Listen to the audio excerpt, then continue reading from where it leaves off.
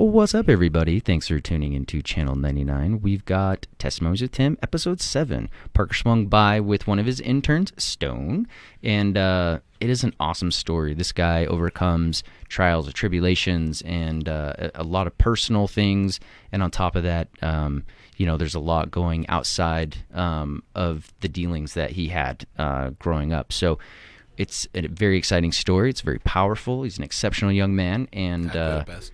Yeah, you're pretty good, man. It's a great show. So make sure you stay tuned till the end. He and Parker, they finish off with a prayer, and they bless everybody. And it's awesome. So stay tuned so you can be blessed. Is that right? Yeah, that's cool. Awesome. Love you, Tim. Love you guys. And have a wonderful rest of your day. There you go. The church president, or the choir president. Is that what it was? All right. Peace, everybody. Enjoy the show. Shut up and sit down.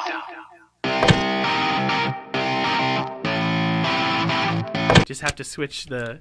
You just have to shift the habit. Yeah. Is it good for me? That's what I got to Yeah. remind myself. Is this for sure. hurting me? Besides Rhino Rush. And does it hurt good? Does it hurt good Are you enough? willing Does to it pay hurt the good price? Is Yes. the pain worth the pleasure? Exactly. Yeah, exactly. I was going to say it in a funnier way, but you already did. How long will my repentance prayer have to be after this? Yeah. Am I gonna have to change a lot of things? Am I going to have to tell everyone to make sure I'm good, or am I going to just have to tell a few people? Right. It's do I have to tell my pastor, or can I just tell my buddy? That's where my just sin gonna levels are. It's I don't really want to have to go to the pastors of this. Is the pastor's sin or is the buddy's sin? Which Where are we at right one? now? Yeah. Let's see. What level of repentance do I have? My friend that's screwing up too This much. is a buddy thing. Yeah, let me talk to him. Let's talk to the friend who's doing worse than me. Yeah. Watching porn, that's one thing. Having sex, that's another conversation. Yeah. Totally. Well, everybody, thanks for hanging out today. If you're listening in, I'm recording now. But sweet. Hi. since you're listening in, everyone, we've got Parker back. This is episode 7. Is it Yeah, 7? man, 7. My favorite the number number. of completion. Yeah. That's my favorite number. Is it really? Yeah, we probably shouldn't tell everyone that. But 1, 2. Is your favorite number 7 too? Let's It see, is I'm now. 19, so 19. Oh, That's I'm his kidding. favorite there you number. go. It's Divided a by selfish 7. thing. It's a Every year, God's you're- working on me in pride. It's Yeah. great. No, 7's a good number though. It's adequate. yeah, totally. And then we've got Stone. You're the Stone. guest. Welcome. I am. And you are from the internship with Parker. And Parker brought you along to discuss your story. Apparently, you have an amazing story. That It's should be okay. heard. Yeah. It's It's good I enough to wouldn't hang call it out. amazing. No. It's Yeah. powerful. Very powerful. Yeah, I guess that's more of a word that's, I guess, more appropriate. Yeah. Yeah. It fits along with my testimony, too. We've been through some similar things, and we are in a similar season. We're both going through, Bible school. I did my first year internship about 4 years ago. I'm in my second year. Stone's in his first one. Planning on doing a second, right? I am, unless God says otherwise. Yeah. So Yeah. if that happens, I'm just gonna hang up the call. No, I'm kidding. So, yeah, took a little break, a little sabbatical for myself. I shared a lot on my first 6 podcasts about some of my struggles and, depression and all that. And after my last episode, I actually got a psychological evaluation.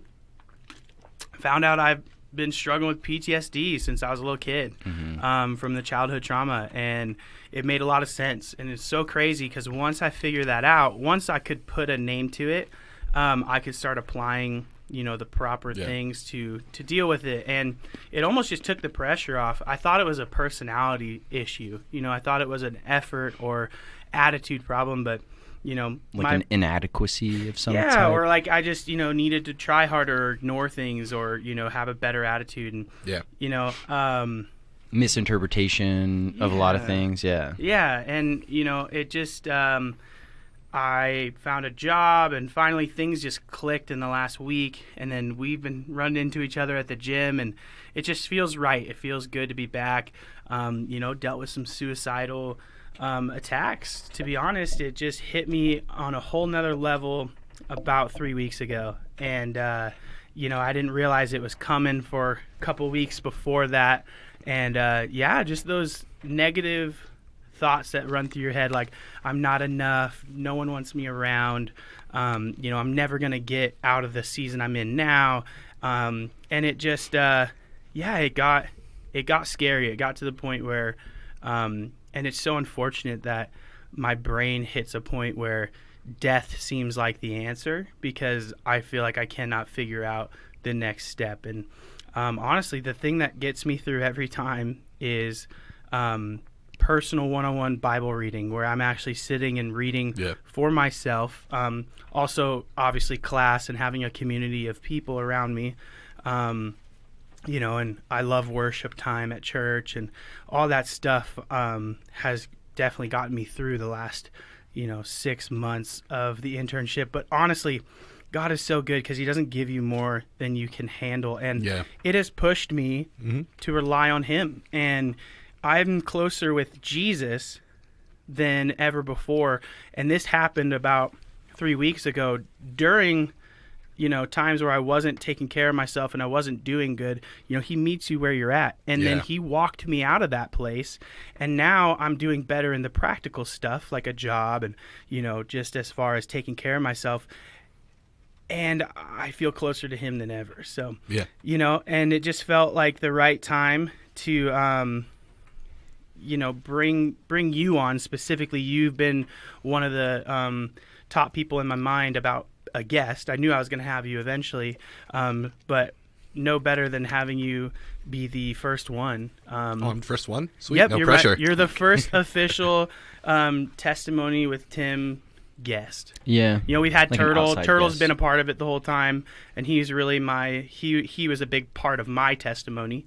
So Stone, I'm just going to, sit back and let you tell your story, and we'll interrupt here and there and, ask you some questions, and, really just let the Holy Spirit flow. Yeah. I'm going to read a Bible verse real quick. The one that really got me out of this weird funk, helped me stop overthinking religion, helped me stop overthinking my own personal life and what I can, we read a lot of self-help books, right? How can we get ourselves out of bad habits and whatnot, and how to be perfect. How to be happy, right? And so this verse really rocked me. It's 2 Corinthians chapter 12. I must go on boasting. Though there is nothing to be gained by it, I will go on to visions and revelations of the Lord. I know a man in Christ who 14 years ago was caught up to the third heaven. Whether in the body or out of the body, I do not know. God knows. And I know that this man was caught up into paradise. Whether in the body or out of the body, I don't know. God knows. And he heard things that cannot be told, which man may not utter. On behalf of this man I will boast, but on my own behalf I will not boast, except of my weaknesses. Though if I should wish to boast, I would not be a fool, for I would be speaking the truth, but I refrain from it, so that no one may think more of me than he sees in me or hears from me. So to keep me from becoming conceited, because of the surpassing greatness of the revelations, a thorn was given me in the flesh, a messenger of Satan to harass me, to keep me from becoming conceited. 3 times I pleaded with the Lord about this, that it should leave me. But he said to me, and this is red letters, Jesus, my grace is sufficient for you, for my power is made perfect in your weakness. Wow. Therefore, I will boast all the more gladly of my weaknesses, so that the power of Christ may rest upon me. For the sake of Christ, then, I am content with weakness, insults, hardship, persecution, and calamities. For when I am weak, then I am strong. That's great. Yeah, man. Just That's awesome, hit me bro. hard. And I hit the end of my strength. I really had nothing left. And I even reached out to people, leadership and stuff, and they literally just ignored it. And I was so mad. And within seconds, the strength of the Lord came and pulled me out of it and through it. And, especially with facilities and Sorry, did not mean to. yeah, especially with having times where you got to get up early and you're tired and you don't want to do the discipline, especially our generation and me myself, It's a challenge. Yeah, and so just having people around me, older men and the whole staff at the church. Mm-hmm. Not letting me give up on myself, and seeing the potential in me to the point where they're willing to push me because they know that God wouldn't have started this season for me if he didn't know that I could get through it. And man, it's just been crazy. So honored to be a part of Capital Church, and going through, this at 28 years old, before my 30s hit. Better late than never. But you're young, man. You made a smart choice on going right into the internship. You said you've been a part of Capital for a while. About, let me think, 8 years, give or take. Yeah, so, how long have you felt like you wanted to do interns? Let me see. So I guess we're skipping into the middle of my testimony right now. So yeah. That's how it happens. I'll backtrack once we actually get started. But this actually was the seed was very much planted. I just didn't realize it when it happened right away. But it was the first time I ever got prophesied over by Pastor Mark. It was I want to say I was 12 or 13. I'm not exactly sure, but it was I'll explain later, but well, it was hey man, around that time. If you want to go into it, I like to start testimonies with, where were you born? Where was I born? Yeah. I was born in Boise. Born in Boise. I know. Nice. Yeah, right? It's Idaho born. It's good. And then what happened? And then what happened? Okay, well, actually, my testimony, if I'm going to go into detail, it starts before I was born, I guess.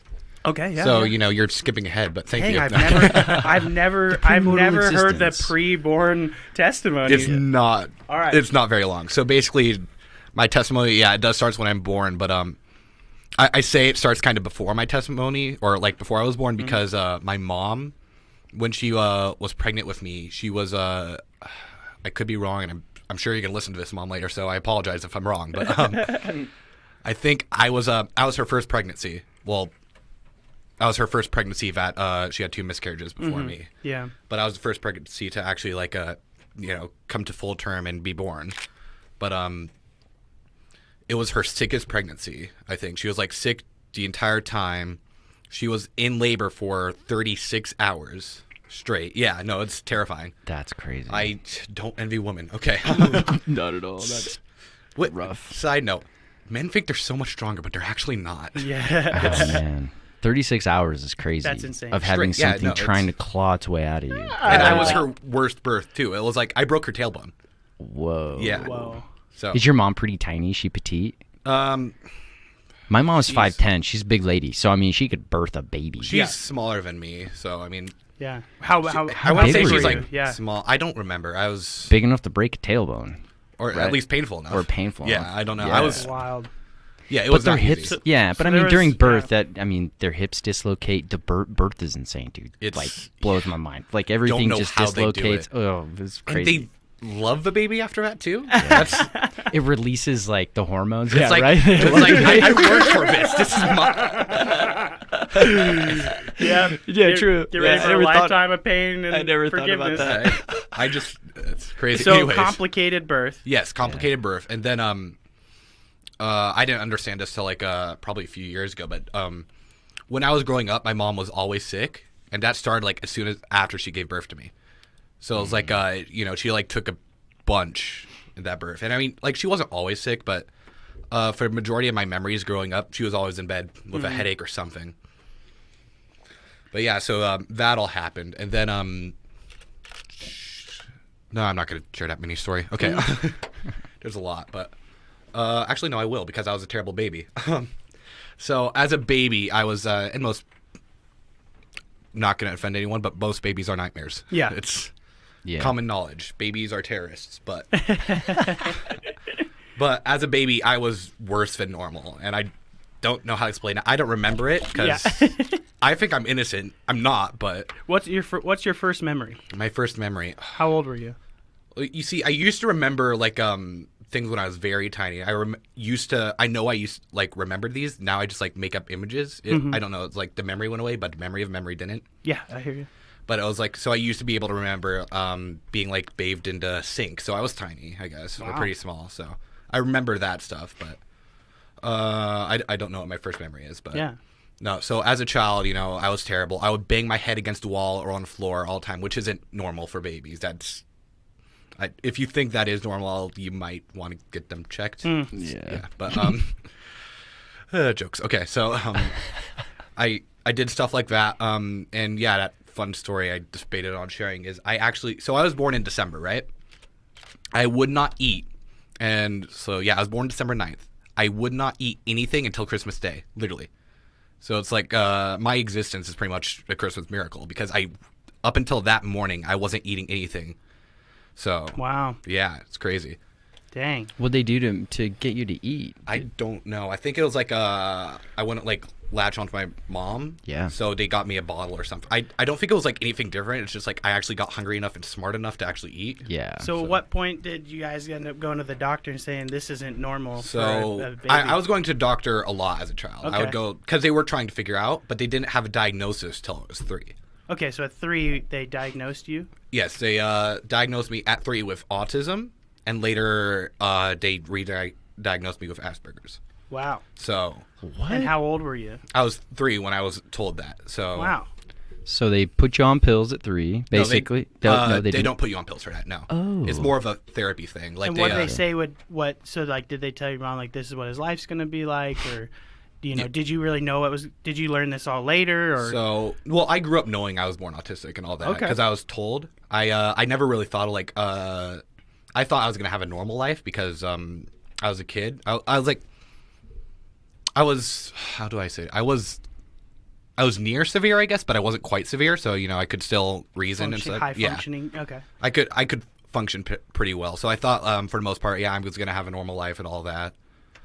But yeah, so as growing up, I had to go to therapy and stuff. I had to go to speech therapy because I couldn't speak till I was 4.5, actually. Wow. So yeah, a lot. Like my younger years were pretty crazy. I hated going out in public. I would not walk. They had to get a stroller for me. That's slightly embarrassing, so don't tell anyone. But You just told Except everyone. everybody's it's, listening. hey, everyone listening, don't tell anyone. Yeah, just Crazy, please don't share the man. news. Actually, don't. Okay. So did you go to normal elementary school? No, I didn't. Okay. So what happened was I don't know why they chose to do this. I don't remember. There's probably a reason. I probably should have asked, but I guess I was never curious enough to. But I started going to I'm not going to name the school because I don't have great things to say about the Never school. name names. So I just don't want to down on them. You're good. That's but cool. I started going to a charter school, which it was pretty small at the time, and I mean most charter schools are. But yeah, I started going there, and it was K through 12, so I literally could have stayed at that school my entire schooling career until college. But at that school, they don't have a special needs program at all, so I would have to go there and do class with the normal kids, which by this point, I could talk, I could interact, all that. I sucked at it, but I could do it. In school, but school was hard? Or you were decent? Relatively speaking. I mean, I couldn't. Fun Side note, yeah. I couldn't read in kindergarten, and that's when they start teaching you to read or whatever, or first grade or whatever. I couldn't read that entire year. The beginning of next year, I just suddenly caught it, so I was fine. But yeah, no. Wild. So, I mean, it was difficult, but not hard, but you were making it through? Yeah, it was. It got easier though with time, so it wasn't like. It was more of my interactions with people. So Wild. yeah, when I started going kindergarten, I pretty much had no friends. I mean, I had 2 friends, or actually, funny story. I met the love of my life at the time. No, I'm kidding. I met this girl that I had a huge crush on. That's who I spent my entire kindergarten year with. But after that, she moved to school, so heartbreak. Anyways, but so from first grade to pretty much now, I met these guys that were I loved them. They were awesome guys. They were cool. We were all interested in the same stuff. But the only problem was, and these were pretty much the only people that would hang out with me because I sucked and kind of suck at meeting new people. It depends now. I've gotten much better at it, but back then I couldn't just interact with new people right off the bat. You just wouldn't say anything? Well, yeah, you know that. Oh, I know. Dude, it's wild. Yeah, we're jumping ahead. Anyway. Yeah. So these guys, I was stuck with them pretty much, and again, I loved them, and these guys became my best friends. But originally, I was bullied as a kid. I was made fun of because I interacted differently and all of that. So I at a young age, I learned. I actually don't know if I ever learned how to deal with that, but I had to go through that. Mm-hmm. And I actually have this one specific memory of me like crying to my mom, like just like so overwhelmed about it. And I don't remember what I said, but it scared her because it was something along the lines of, I can't take this anymore. So which it's crazy because what I do remember from that is by the way, 8-year-olds that know what suicide is, I feel bad for them. But as an 8-year-old, I understood that like killing myself wasn't an option, and I am glad that that God pretty much, because I guarantee you, a normal 8-year-old does not continue fighting. They pretty much give up easily or whatever. So you knew God at that point? Oh yes. So I was was saved at 5 years old. I grew up into church. I was going to a church out here in Meridian. Okay. So yes, I had pretty much my entire childhood. I knew God. I didn't necessarily have a relationship with him, but I treated him like my best friend. It basically made sense to you, like Jesus, and yeah. Yeah, it was something I've grown up knowing my entire life. Wow. So yeah, I grew up in church. My parents were on the worship team. You know, all that. Yeah, segue, I guess. Wow. So well, yeah. My home life, because I didn't mention this. So like I said, my mom was sick all the time. And my dad was at work pretty much all the time. And when he wasn't at work, he was at home playing on World of Warcraft. Which, I mean, most people, you know, it's like, that's okay. But, I mean, like, literally, I mean, like, the only time we'd go out to do stuff is when we would, or do stuff as a family, is when we would go to a movie or something. We weren't, it wasn't a good household environment. The house was a complete mess because no one did any chores. My older sibling didn't want to. My dad wouldn't force him to. And my mom was too sick to do any of them. And me and my younger siblings were kids. We didn't know how to. Mm-hmm. So, house was a complete mess. At some point, we got a dog, and the dog literally would go to the bathroom everywhere. And like, I don't remember like it being that messy, but it's because I grew up in that environment. I thought it was normal. I thought it was okay. Totally. It's not. So, but yeah. So I grew up into a bad home environment, and again, I'm not going to go too deep into this just because, like, it's family. But my dad wasn't, put it short, wasn't the greatest dad. So there was some difficulties there. And let's see. About the time I was 10, my mom would do this weird thing where you would think she was, like, half asleep. And she would make these weird, it's the funniest thing. She sometimes still does it. And it's so fun to mess with her when she does this. But she'll do this thing where she's half asleep, and she'll say some random nonsense, and you're like, yeah, sure, Mom. Whatever you say. Yeah. But one day I was just hanging out in my parents' room for some reason. My dad was at work or on the computer or something. And my mom asked me if, oh, my voice is getting shaky. This is fun. This is good, man. Proud of you. But my mom asked me one day if her and my dad were to split up, would I go with her? And I thought she was talking complete nonsense, right? So I'm like, yeah, of course. And I mean, I've always been closer with my mom than my dad anyway. So like I figured if they actually did, I would go with my mom, but that's never going to happen.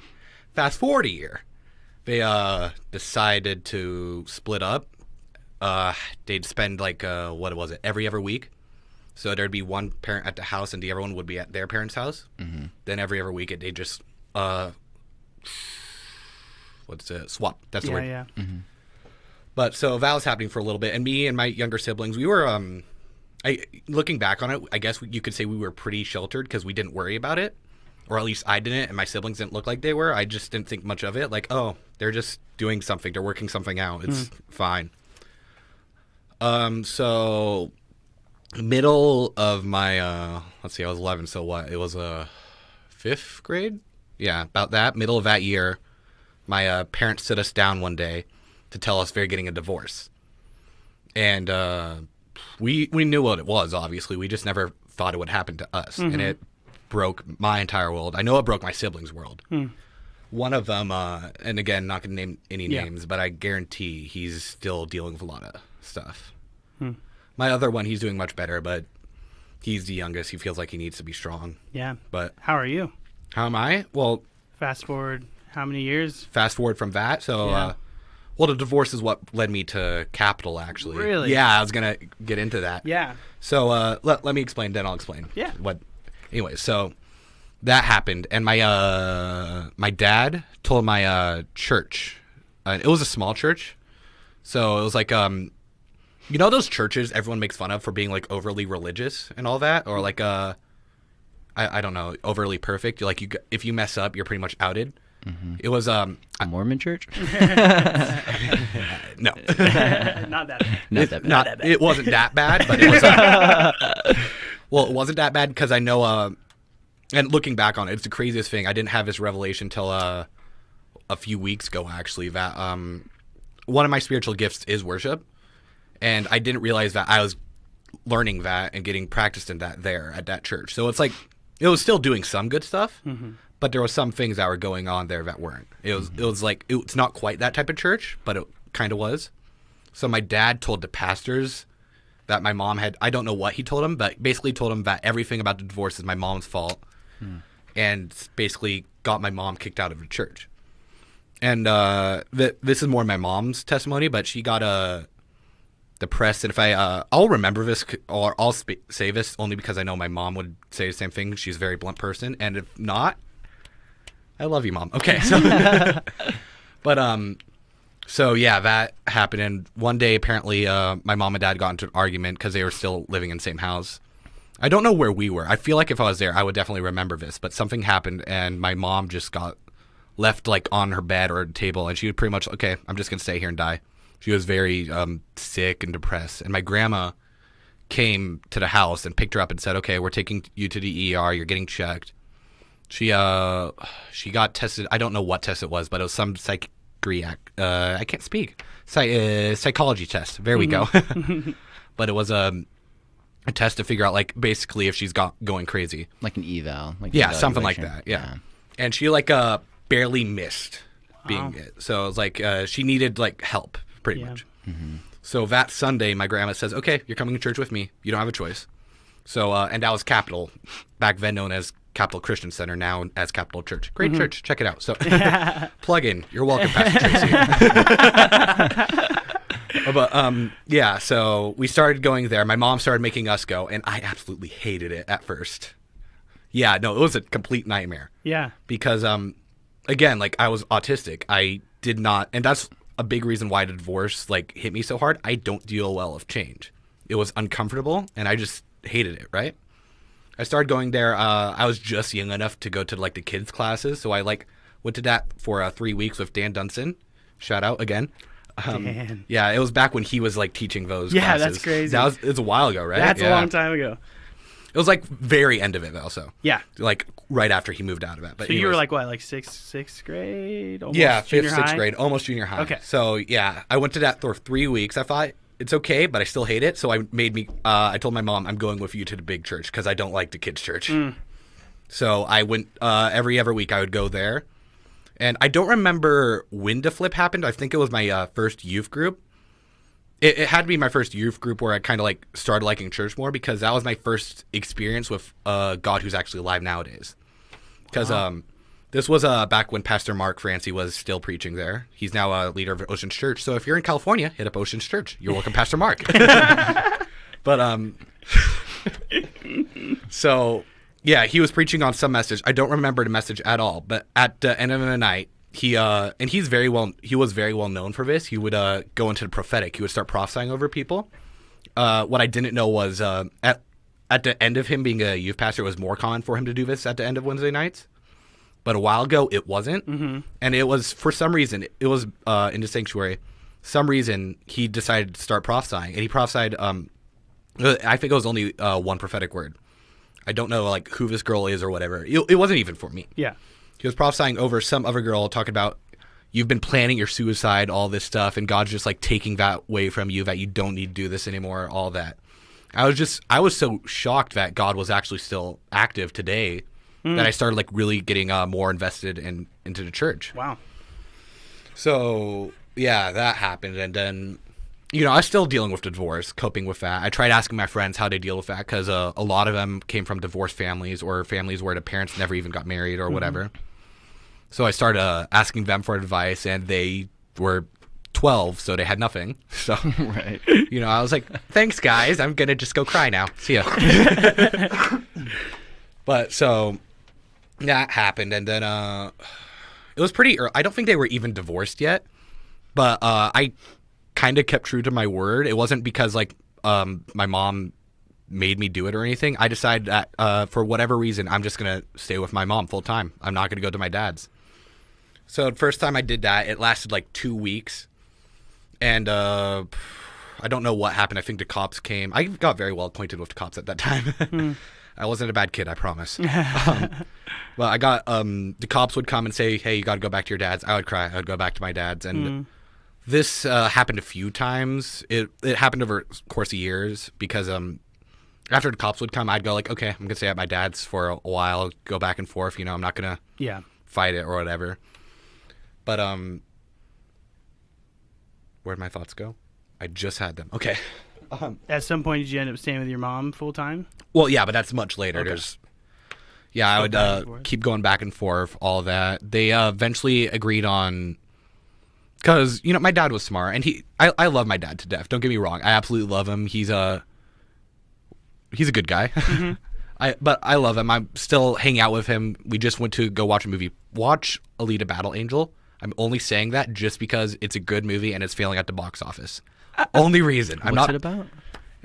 What's the movie about? What's it called? Alita Battle Angel. Oh, it's Alita. James Cameron. Is she a yeah. robot? So it's a Christian. Yeah, it looks dope. No, it's not Christian. No. It's not. But it's a good movie. That's crazy. It's an angel robot battle. Lady. Oh wait, James Cameron. I'm thinking Kirk Cameron. Is he the Christian guy? Is he the guy who made I think you're talking. Yeah, but James Cameron's the guy who did Avatar. Okay. Oh yeah, I'm thinking of the other dude who's who saved on the Bell or whatever. religious. Yeah, I'm I know what you're thinking talking about. Yeah, the guy who's on Growing Mel Pains. Gibson? No, the guy who's on Growing Pains. He's the. He's married to like Candace, whatever. Yeah. He makes a lot of Christian movies. He yeah. does. Mhm. Yeah. But yeah, that's no, what I this was thinking. not Christian movie. I just really liked it. Okay. We're completely off topic. Yeah. But yeah, it's a good this is movie. podcasting. This is This is podcasting. podcast. Yeah, it's fine. But so it's all about just. And it's all relatable, right? Yeah, right. Yeah. It's angels, heaven, God. Yeah, Totally. yeah. But anyways, where was I? You're hanging out with Hanging out you with love your your dad. dad. Your dad's cool. You're in the middle of this kind of back Okay, and forth yeah. between your Thank you, parents. Parker. Yeah. Where would I be without you? You're Hey, awesome. it's my show. It's my job. I get paid. Well, don't. But yeah, we don't get paid. He is No the one- navigator. Yeah. he does this for free, guys. He does. His Tim cash app does it is for at, free. at Parker. No, I'm kidding. We should be paying Tim right now. You know what? I receive blessings is what I receive from this. That's fair. Yeah, it's a good trade. That's We an call excuse for I do this because I want to. It's because I will church be lingo. blessed. No, I'm kidding. There you go. God loves me right now. I'm in a season of Yeah, this is Tim's sewing. Yeah, this is Tim's like, hey, I'm giving you this. Yeah, God, this like, is what. Come on, I big don't guy. go to church, but Can I get one more reset? So that's 5 sins, but I did the podcast, so He pulls out the cartridge, blows on it. All right, Tim, All let's right, try Tim. it, dude. you got one more life. unless bud. this podcast does very well, this is it. Please watch. No. Okay, yeah. So my parents went to court and finally decided. Wow, that was a rough transition. Anyway, so my parents decided that they were gonna split custody, not every other week, but it was like 4 days, 3 days.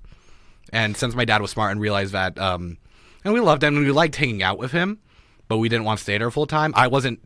Well, one of my siblings at the very least did, like want to hang out with him because his testimony. Not mine, but, so, we would do 4 days with my mom, 3 days with my dad. But that still wasn't good enough, because, and again, I'm not going to go in detail, but it wasn't a good situation with my dad. That's it. Oh, excuse me. That's what happens when you don't eat. Okay. So, I'm hungry, people. Okay. So that started happening. And, first, I guarantee 100% this was like God telling me as a kid. I didn't recognize it then. But realizing it now is like there was just this unease every time I would go to my dad's. I hated going. I would cry. I would throw a fit. I would fight it as much as I could. Every time I got there, though, my dad was and I love him, but he can be manipulative. Mm-hmm.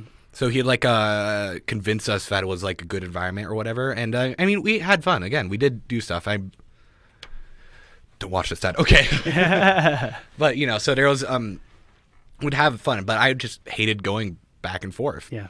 So I kept fighting it with my fighting to stay at my mom's full time. what else happened? There was something that happened before I started going to my mom's full time. I'll get there, I guess, rabbit trails. But so that kept happening until I did about 3 times. Each time it was like a little longer. I would stay at my mom's full time. Oh, by the way, my dad got the house. My mom had to move out. I don't remember why necessarily, but my mom, no, I do. It was because the house was a pigsty and she couldn't live there and stay healthy. Yeah. But so my mom moved and we stayed with my aunt for a while, and then my mom got a job and we got into an apartment in Caldwell. Never go there. It's a nightmare. Love you, Caldwell High. Okay. But so we did that. So and yeah, my dad got the house. It was bigger. It was kind of nicer, but I still wanted to stay at my mom's full time. And I'm trying to buy time because I know something happened here that's important. I just can't think of it for the life of church. Okay, yeah, good, there man. we go. I got it. Yeah, there you got go. it? You just had to talk. Thank you. Yeah, you're welcome. Appreciate it. I brought you right back. Yeah, you know me. Okay. But so yeah, I guess around that time, camps sign-ups were about to start. Yeah, camp. It's a big thing. Parker knows. There you go. Now I know Parker the story's about to knows. get real, Parker bro. knows. I was like, come on, Stone. I knew you were digging something out. Yeah. All right. Just gonna You're remember it. kneading the dough, man. Yeah, You're I was like, making it happen. You're making people like, Yeah. all right. I'm what's getting about them to happen? interested. Yeah. You're hooked now, right? Yes. You want to know what this camp's about. So Totally. anyways, back to my no, okay. But so One time at church camp. yes. Yeah. So it was junior What happened? Tell junior us. high camp. Junior high. Again, still, I mean, I like the church better now. Oh, important note, Elliot Dunson. He used to actually go to him and Dan Dunson would go to the other church. So he knew me as a baby. Oh, okay. Yeah, so yeah, you never knew that, right? Dude, he's the first dude I met when Yeah. I came to Capitol. I met him pretty much soon after coming to Capitol. He's like, Nice. "Oh yeah, cool. We're gonna get you so like." and he's involved very in it." outgoing. Oh, he probably is. made you a little uncomfortable at first. A little bit, not gonna lie. Yeah. I love you, Elliot. You're awesome. But You he need to probably helped slowly- you come out of your shell a little. He did. Yeah. Well, that's the thing. The entire whenever we would hang out in middle school. This is slightly off topic, but he would always say he used to be exactly like me. He didn't like talking and all that. Really? Yeah, and he said one day at camp, God just hit him and he became very bold, outspoken like a lion, and that thing was same thing was gonna happen to me. No way. I thought he was talking nonsense. That's wild. Here I am now. Here Yeah. I am now on a podcast. Yeah. Yeah, right. Dang, bro. Oh, I got the little The goosebumps, goosebumps. the tingles. All right, man. Keep going, All Ryan. right. But Roar for us. anyways, that took a while to happen, but yeah. So I was junior high. Looking back on this now, at this specific junior high camp, I was a nightmare to Elliot that first day because I didn't want to be there, and my mom was basically like she was my safe place. Let's put it that way. She was like my security blanket basically because I had never really stayed at anywhere without I had sleepovers, but I had never stayed at any place without my parents Oh, wow. being able to get me really. Yeah. And Faith Heights, it's not that far, but when you're junior high, it feels like Totally. it feels forever away. But so junior high, I start. I don't know if you remember. I don't know if you were at this camp actually. Did you help out with junior high? Or Dude, I might have been. This was about 5 years ago.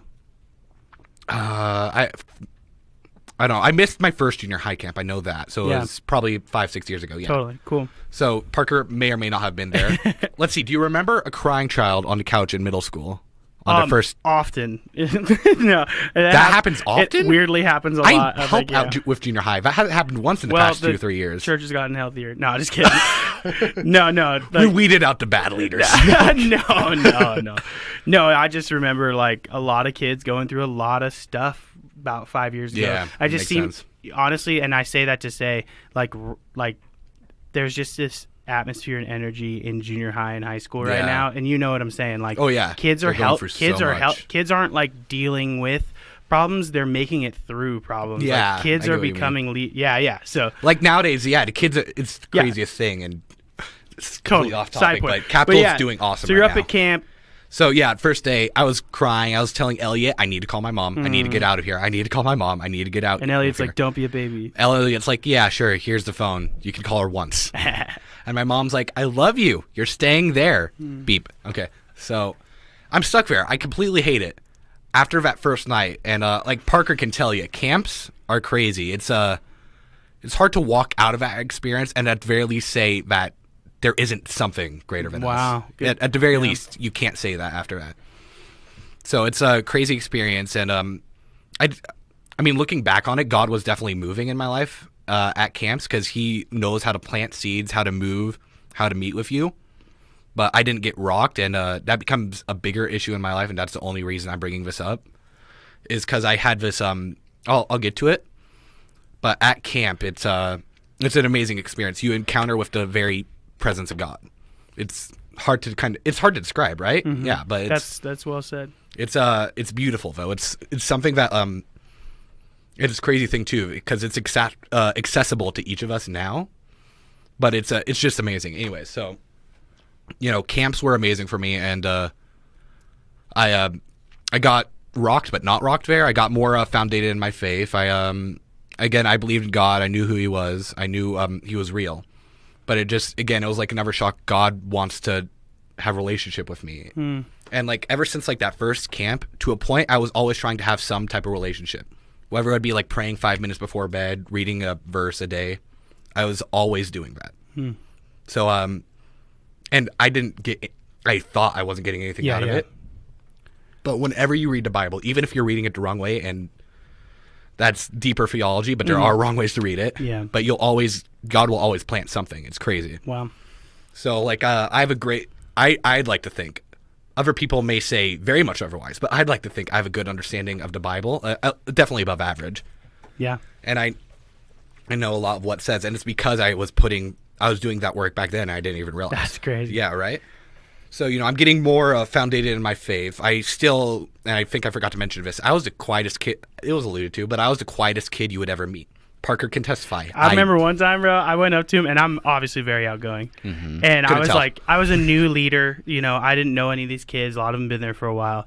And I was like, I don't know what I might have tried to give you a word. I don't even know. Prayed for you, said something, just said hi. I think you were probably, I don't remember this, but Yeah. this happened all the time to me. I said something, and he literally just went, Just straight face. and just turned around. And I was like, oh my God, like these kids hate me. Like I'm just the worst, bro. Like, it wrecked me. It was totally, it's just because I didn't know how to interact with Parker. Totally. Yeah. That's all it was. Yeah. Crazy, right? Which is weird because you're very social. Yeah. And you're very approachable and you're yeah. easy to speak So with. when did that, fast forward a little bit, like when did that switch happen? Well, I'm kind of getting to that, but Get there fast. Oh. No, I'm just kidding. hurry up. We have 5 minutes left. Sweet. We're on God's time, I gotta bro. be. We've got forever. Can we pause? Can we do another episode or 5? Okay. But Yeah, we're a 5-episode series with Stone. No, you're killing it, man. Keep Yeah, going. this is awesome. Flow. so yeah, that happened. I get back. Obviously my life's still not perfect. Yeah. Because my family is still broken. This is kind of an important note, just for context, I guess. My older brother, he's 6 years older than me, so he was very much like the oldest sibling. I mean, I'm not gonna mention, but he was the older sibling. He would do the chores or do the chores, all that. But he ended up staying with my dad full time. He did not want to go back and forth. This and again, not my testimony, but there's more to that. But he just wouldn't go back and forth. He stayed at my dad's full time. My mom wouldn't fight him on that because my mom respected his decisions. Whereas my dad was like, no, I had to go back and forth. So it was kind of a, double standard or whatever? Yeah. But, and there's some more to it, but I won't get into that. But so I pretty much had to fill the role as oldest sibling for my mom and my siblings. I at a young age kind of had to become the man of the house, and without realizing it, I didn't exactly realize it at first, and it was like it was a bigger burden for sure. It's not fun being the man of the house when you're 12, and you're still figuring out stuff, and you're hitting puberty. For those of you, don't know that happens then. So no, it wasn't great, but And told you're autistic. oh yeah, and I was autistic too. I was doing much better, but I was autistic, right? Yeah. And that actually brings me to my next point. Thank you so much. Hey, I'm good. Yeah, right. It's God knows. God knows. All right, come on, so give it to us, bro. But so yeah, I was having to be in man of the house. I was basically, and I didn't even realize it then. I was kind of the cornerstone for at least my mom and my siblings during that time, or at least on those weeks. Yeah, it's complete crazy. It's a huge burden. So you're that I never broken, knew I but had. you're holding it all together. Yeah. I know what that feels like. Yeah, it's fun, right? Don't you just love doing that? Hey, God made us stronger than we thought. It's true, and it was necessary, but. There you go. But anyway, so around that time, I had gone to a camp, and I I used to, until my mom corrected me one time, thought that this happened at a camp. It didn't. Mm-hmm. So one Sunday, the lead pastor of the church, he's now the founding pastor and the elder, Pastor Ken, said on a Sunday morning that God wanted to heal someone's mind today. I didn't have a second thought. I don't remember him saying that at all. My mom does, right? Later that week, we go into this, I don't remember why we were there. I think it had to do with, I was depressed, okay? I totally forgot to mention that. I was depressed and anxious. I think more so anxious back then than I was depressed because of the divorce. And I think we were going to this doctor because of that. Wow. But we go in, we start talking, and I think only my mom was there. But we start talking, and he says, okay, we're going to do this test. I'm going to ask you a question. You tell me whatever your answer is. And they were really weird questions. I don't remember any of them, but they were weird, right? By the end of the test, he says, okay, so you're not autistic and you don't have Asperger's. None. How old were you? I was like 13. Wow. Yeah. It was crazy. It was like near the end of middle school. I think it was, I don't know. But so I was completely shocked and taken aback by this. And he said I actually had like ADHD in a very mild case at that, right? Wow. Yeah, so it was like it was a complete switch in my mind, in my thinking. I didn't even realize it had happened. And, it was crazy. And my mom's like, okay, I need to tell him this because, I'm a Christian and my son's stupid, so he won't know. So I was. But it's like, okay. This is crazy. So my mom's like, yeah, so remember what Pastor Ken did on Sunday? I'm like, yeah, It's like, yeah, that's what happened here. I'm like, oh. Yeah, so I got healed, basically.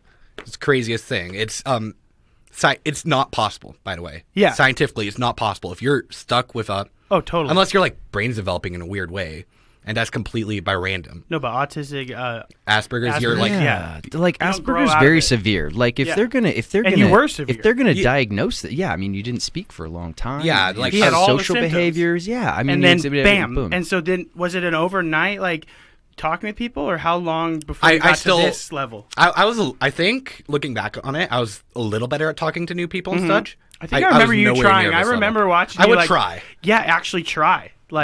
And then I think it was cool, Kyan and who was the group that kind of Well, that's a few years later. Okay. But Kyan and Nelson, they would always say hi to me. Yeah. I thought they were weirdos, and I would be like, these are super cool, really. They are. They're awesome. They're some of my best friends now. Most popular kids ever in their school. Yeah. They're very and shout out Kyan. He just had a birthday. He's awesome. And seeing the way that they interact with Stone and and how Stone's able to make fun of himself and but obviously has this ability to speak, which is just crazy. Yeah.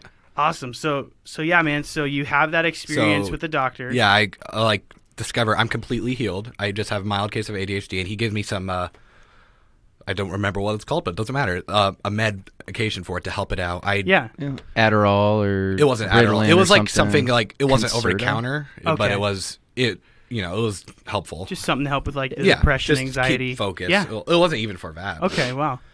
But yeah, so that happens, and me. Let me backtrack a little bit. And what I'm about to say, by the way, I just want to make sure this is in context. I don't think I'm better than anyone. If I sound like that, I'll have Parker smack me. Yeah, that'll be painful. Yeah.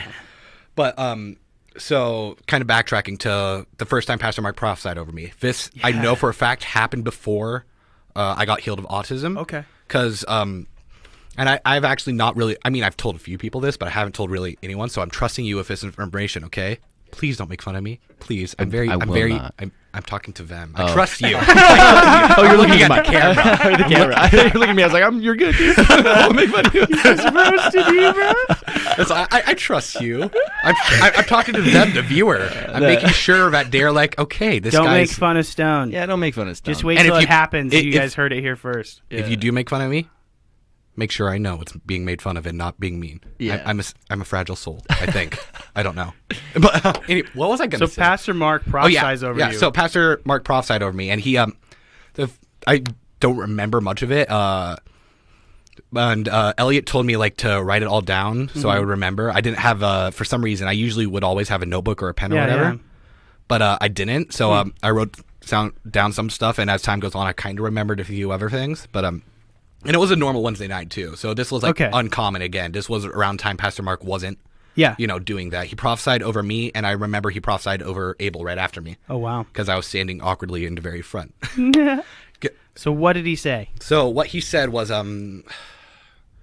he said that I was going to be a pastor. He said I was going to, oh, you're nodding in agreement. Thank you. That encourages me. But he said I was going to be a pastor. He said I was going to like speak to thousands, I was going to preach. He said that, and this is the part that I'm like trying to, because I don't think I'm better than anyone unless you're my siblings. But this is the part that I'd like just be careful with like how you take this. But God said like God had told me this my entire childhood. I didn't recognize it was God's voice, but Pastor Mark also said it, which confirms it. Oh, wow. That's what prophecy is. Yeah. right? Yeah. And it's he mentioned what was it? He said there's you're special, like there's something special about you, and it's like that was like pretty much it. And like again, like special, like especially when it comes to church, you have to be very careful because God makes everyone equally. He doesn't favor anyone, but so you got to be careful with how you take that. Yeah. But at that time, I'm like, oh, so yeah, I am special, sweet. And I had he didn't say what reason I was special or for what reason, right? Yeah. So as time goes on, I'm like, oh, it's because I have autism or I have aspergers. That's what makes me special. So I kind of had a small identity crisis. Oh, wow. Small. After I like got healed of autism, because I'm like, that's who I was. Now what makes me special? Now what makes me special? Yeah. I'm getting to that. No, part. that's what I was helping. Yeah. So that all happened. I had to deal with that. I don't remember what I replaced with that. I mean, superheroes got more popular then. I'm a huge superhero fan, so I guess I kind of made myself that was my identity. I don't know. I don't know. Spider-Man's awesome. Anyways. So that all happened. Fast forward a few years, I again decide, you know what, I'm done going back and forth to my mom's and dad's. So I'm like, I tell my mom I'm staying there full time. I'm not going back to my dad's. My dad comes inside the house to like try and get me because he thinks my mom's trying to manipulate me into staying. Yeah. She's not. It was all my choice. I initiated it. But so yeah, he thinks that's all going on. He comes in and I'm laying on my bed. I'm just crying, laying on my bed, crying out to God, literally while they're arguing, saying, God, just like stop this, stop this. I don't remember what I said, but all that happened, and my dad eventually gives up and leaves. He calls the police later, and it just like happened for like, it was every Friday we were supposed to switch off. It's like for, I want to say like 6 weeks, almost 2 months. I don't know if it was quite that long, but the cops would come to our house every Friday and say, okay, you need to go to my dad's, and I'd say no. And they eventually like just gave up because I was like 14, 15, so I was like old enough to decide for myself. They couldn't like force me. They could like strongly suggest and make it seem like I had to, but They just want to make sure you were going to consistently say no. yeah, and they like eventually like just stopped taking my dad's calls or something, and they stopped coming, so I had to stop. So you got to then be with your mom? Yeah, I could stop dealing with that, and by this point, my mom had like moved around a little bit. We had my mom had 2 boyfriends during this time. One we stayed with for a little bit so we could move out of the apartments. Then after, before they broke up or whatever, we found a house and they broke up, so we didn't have to stay there anymore. We didn't have to worry about that. And then my mom met another guy who was going to a different church. They both weren't going to Capital, by the way. One of them was a Catholic, and the other one was a Baptist, I think. He was going to a different church out here in like Meridian, Boise. But so that's happening. But we're in our own house finally. We're in the Nampa area, by the way. So it was a difficult thing for me to go to youth group or church, by the way, because that plays a bigger role in my story later. But so that happens, and we're in Nampa. We're on our own, and let's see, I'm about to start high school at this point, and I'm not autistic or whatever by this point. It's my freshman year, but it's really hard on paper to like actually get them to change it. You know what I mean? Because it's like you can't prove it, and people like who have been your doctor since you were a baby will just think that, oh, you're dealing with it better. That makes sense? So you couldn't prove it on paper. So at the school I was going to, they still had no special needs program, and they didn't like dealing with special needs kids. So they eventually said, okay, and to be fair, I didn't. The reason was I was missing a lot of school, and but it's because I was really sick that year. Yeah. Dang. And well, it was even before like a second semester began. They said, okay, if you stay at the school, you're going to do freshman year over again, or you have to leave. That's what they said. And obviously you're not going to stay there. You're not Yeah. going to do something. But at that point, literally, like, I had 2 teachers that would keep trying to help me because I was having difficulties in some classes. And like in math, my teacher wouldn't help me, all this stuff. So I was like having to deal, just try my hardest. And Yeah. couldn't understand concept. And teachers didn't care because I wasn't going to be there anymore. Dang. So I had to get out of that. And then after that summer, I was going to counseling, and we were talking to my counselor about like trying to figure out what school I should go to. And I think my dad just started or was about to get a job at Nampa High. So I couldn't go there because, again, my dad was my dad. You know, I couldn't go there. So my mom's boyfriend at the time lived in Caldwell, and they thought they were going to get married, right? So they figured, okay, why not just enroll you in Caldwell High School, right? So I started going there, and that year was the worst year of my life. But so yeah, sophomore year, I was still really uncomfortable in new environments. So that year was probably the quietest I ever was. Like, Wow. I mean, like, and when Parker says I wouldn't talk, it's he's slightly exaggerating because I would talk a little bit. Yeah. I wouldn't talk literally at all at Caldwell. I would go complete school days without saying a word because I just didn't know how to interact with anyone or make new friends or anything like that. I was just a weird kid with a black hoodie in the middle of summer. It was terrible. Wow. So that's going on. And then around October, around October, I was around my brother's birthday. One day, my sibling runs home or like runs to my mom's house while it's my dad's week. So we're confused. As soon as he opens the door and walks into the house, he starts bawling. And, he's like just losing his mind because something happened and he wasn't going to go back to my dad's anymore. He saw like something happen. And then later that day, I discovered later that my dad had no idea that he had run away from his house. So, and looking back on if he did, he wouldn't have taken my other younger sibling with him. But he was like, okay, let's just like stop by your mom's house, see if anyone's there. And my dad wasn't allowed on property because my mom said so. Yeah. Because like she could charge him with something or whatever. Yeah. So he said, okay, I'm going to send you inside to go grab your brother if he's here. My other brother walks in and he starts bawling and we locked the door. Again, the cops come, but short story short, they started staying with us full time then. So, so everyone's basically out of the house. We're still fighting a court battle because we were staying at my mom's illegally, technically. Yeah. But we weren't going to go back. Totally. So that happens. And that's a big thing in my brother's testimony, and that's more for them to share. And hey, who knows? Maybe they might do this someday. Yeah. Maybe you'll run a podcast. Mighty Men, let's go.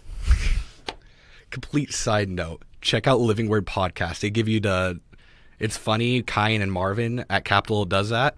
Or I don't know if they're still doing it. Yeah, I shouted them out last time. I haven't seen any posts lately. I don't know. They've been a little busy though. Yeah. But so Yeah, we listened to an episode or two, didn't we? Yeah, we shouted them out. Yeah, we did. My buddies, yeah. So did you guys watch the first episode? Or listen? I did, yeah. Yeah, so there's I think we played there's this whole joke about Mighty Men. They brought should you listen up. to They it. definitely. Yeah, that's the whole Mighty Men They roasted you thing. at one point. Yeah, I still hate them for no. But yeah, just listen to that. It's hilarious. But anyway, so where was I? It was something about oh yeah, my siblings. It's more of their testimony. Yeah.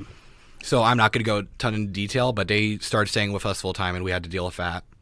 And cops keep coming, and all that. We're still fighting this battle. My dad will try and come every now and then. Then one day the cops stop coming, which is a relief. We're not done, but that's helpful.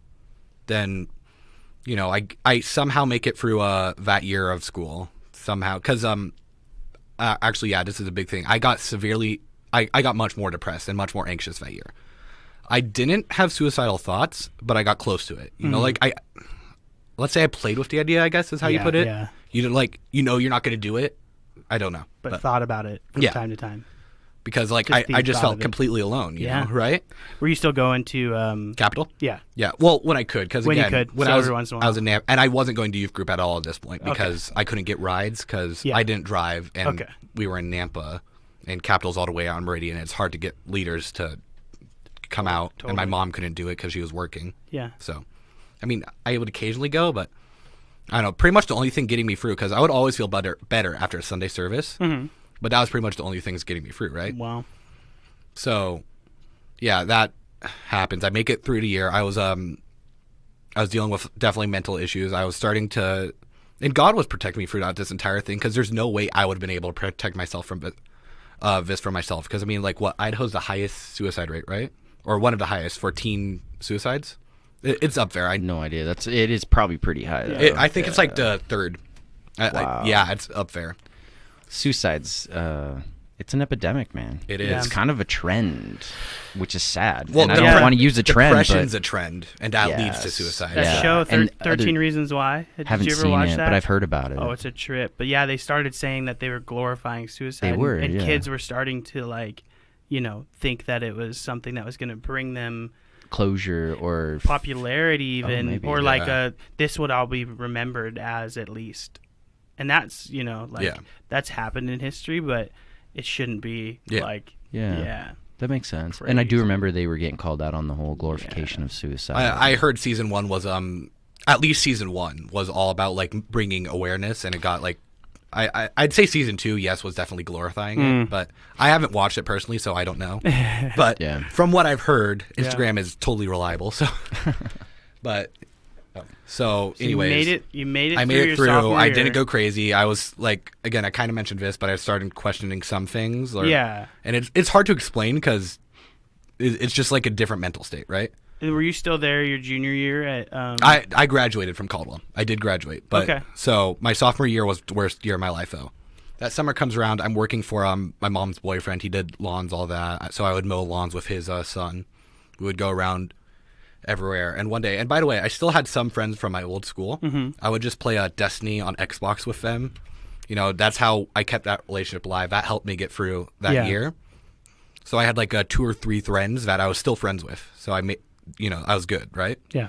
That summer, one day I had a huge headache because I just hadn't drank enough water. And I started driving home or whatever, and I called my friend, or I text my friend saying, hey, I'm not going to be able to play today. I have a major migraine. And he's like, wow. Or I don't remember what he said, but he basically just cut me off. Like, for just because of that. So and that was a week before camp, actually. Wow. Yeah. So I was like, I'd lost like my last set of friends. All I had was my family. Totally. And And that was you don't broken. treat your siblings like friends. Yeah. Until I guess maybe you move out. I So don't your know. friends just cut you Yeah. off, and you're just feeling alone. Yeah, I'm like completely alone, and I'm still reading. By the way, I'm still Wow. praying. It was habitual for me, so I didn't even think about it. Yeah. But I don't know. I remember praying like, I really just don't want to go to camp. I don't want to go to camp, but I know I need to. So just help me get through it. So and again, I've been going to camps and all that. This is my 2016 camp. So junior, senior year, I'm entering junior year. entering junior year. Okay. Yeah. So we get up to camp or whatever. I'm still really, really, really quiet. Wouldn't talk to anyone. And I get to the cabins, and they kind of like high school. At least for this year, I think they were letting you pick your cabins. They don't normally do that, but this year they did. And I got here before anyone else in my cabin got here, right? So I put my stuff in my cabin, and Shaw, he's a great guy.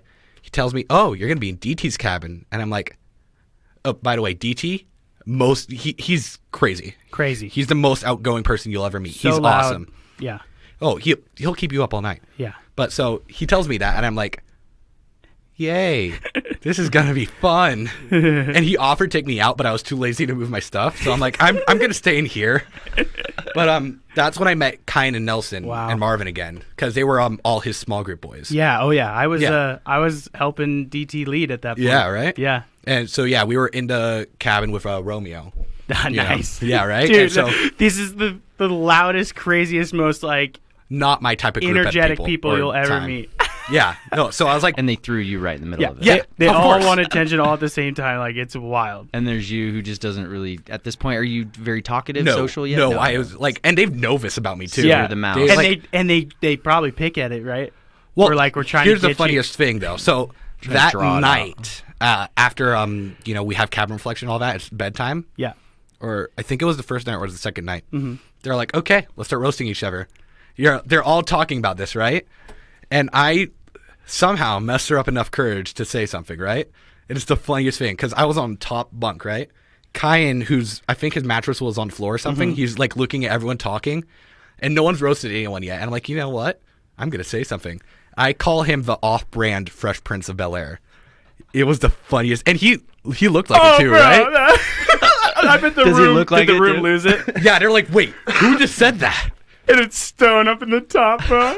It was The quiet great. kid. Oh yeah, Bro. no, I completely destroyed him. Oh, it was That's so great. awesome, dude. That's But crazy. and I still didn't talk very much, but at least I got something out there, so there was a way for like relationships to start being built. That's so funny, dude, because even just this last camp we went to right before interns, remember we were all in the bunk Like the together? retreat? Yeah. Yeah. And they're all roasting each other, and I'm like trying to be this serious good You're leader. trying to be the good I'm guy. like trying not to like, because I know I'll just destroy all of them if I get into it. And Stone is literally like word for like roast for roast. Just, and I'm like, I don't really know him that well at this point, so I'm like, dude, they're saying some mean things. Like, Yeah. this kid's gonna get upset, and Stone just comes back with like the dude. And It was so fun, and we had Kai and Nelson. Oh, I yeah. think Marvin wasn't in the room, but I don't even. Yeah, yeah, Nelson, Marvin was sick, but Nelson was in there. Yeah, dude, that was amazing. It- That's when I first like realized like, oh, Stone's like on another level. Yeah. Yeah, I've matured since you last knew me. Matured, yeah. But sure, so, call it anyways, that. God, appreciate it. Anyway, so I kind of started becoming friends with them Yeah. and all that, but I still, and there was a lot of kids there I didn't know. I'd been going to the, Capitol for a while, and kids, even if you don't talk to anyone, you Yeah. know kids. Like, I knew Trinity like ever since middle school. I just never talked to her or like people like that. But at this camp, I feel like there was like Corbin. Corbin was like the only person I knew other than my cabin and the leaders. But so, and I think actually this was the first year that I wasn't in Elliot's cabin. By the way, I was always in Elliot's cabin. Yeah, yeah. So I don't know if that's important or not. God, Well, you liked consistency, so I did. God was switching well, some but things by up. the time like autism, like what I was healed of it, I was much better. Like, I mean, everyone loves consistency. Don't get me Yeah. wrong, but I was much better with That's it. wild. Yeah. So anyway, I just had a revelation. This is a podcast. That was a strange timing. So Yeah. Dude, that's You're happened to killing me, it, bro. man. Yeah, I do it all the time. It's like, it's like, whoa, wait, whoa, we're wait. doing this for some reason other than just talking. Yep. Yeah. It's like there's a purpose behind what we do. Yeah. What? You get things out. A lot of Yeah. self-revelation in this place. Yeah. I just realized I'm really awesome. I Yeah, think. You are. man. You're very cool. I'm gonna like encourage you to say a prayer for everybody that's listening when we're done. Yeah. Yeah, I'd like you to close out in a prayer. Would be awesome. That'd Oh, be no way dope. pressure. Sweet. Yeah, that'd be way You're one of the. Yeah, I'm You're- adequate. No, I'm you're- kidding. I'm pretty good. I prayed for you that your prayers would get better. So obviously you're the so best. I owe it all to you, Yeah. right? Well, yeah. Well, God first, then. Well, I got prayed for by Kyle, and Kyle got prayed for by. Pastor. Well, at this camp, he was prayed for. Let's just say by- it's the Holy Spirit. It's Jesus. Yeah. Jesus is the answer. Remember that, kids. 2 + 2 = Jesus. Okay. Please don't take my advice. Okay. All right, man. So you're at. Do you end Yeah. up getting rocked then? No. Okay. Well, yes, No. but no. Because again, like I always, like I've said, like at every camp, I always desired to get rocked. Like just be weeping my face off, crying at the altar. Like being just so rocked in God's Like love. you're seeing everyone else, Yeah. Yeah. And that still never happened to me, by the way. But I always expected that was like what needs to happen. Mm-hmm. So, and I'm still not hanging out with everyone. Like literally all I'm doing during the day, during our free time, I go into the cabin and read Psalms. That's all I was doing because I might as well. I have nothing else to do. I can't talk to people. Wild. Lord knows I stuck with words, but so yeah, I literally just do that. Last night camp comes around, and I'm at the end of my rope. I'm like rock bottom. It's the worst time ever. So I go to the back of the thing, and it's like a big room, right? It's I don't know. It's a normal camp, but it's a big room. So I go to the back, sit in chairs, and I'm literally crying out, saying, "God, I need anything to happen." So I don't know who heard this. It was some guy leader at the time. He comes to the back or whatever, and I'm crying. My face is towards the ground. I'm just weeping my eyes out, asking God to do something. And this guy comes over and prays for me. I don't remember a single thing he says other than that this would be the day that everything like shifts for me, changes. And literally, I didn't like have this huge feeling or revelation or anything like that. But I'm gonna be patient. Wait for no, I'm kidding. No, you're good. But no, you're good. I'll talk to Parker. It's fine. Hi, Stone. How are you, Parker? Actually, I have to pee. So So you just sit here and talk. You just talk to the people for a minute. You guys want to hear some jokes? Yeah, tell some jokes. I don't know any jokes. I'm not that funny, I think.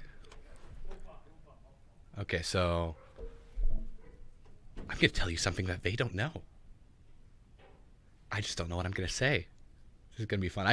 Part of me hopes this goes unedited just so that you guys can hear this with them just gone. That'd be hilarious. Oh, hi. There's a dog in the room. The dog is very cute. I'm narrating everything that's happening. Oh, hi. How are you, dog?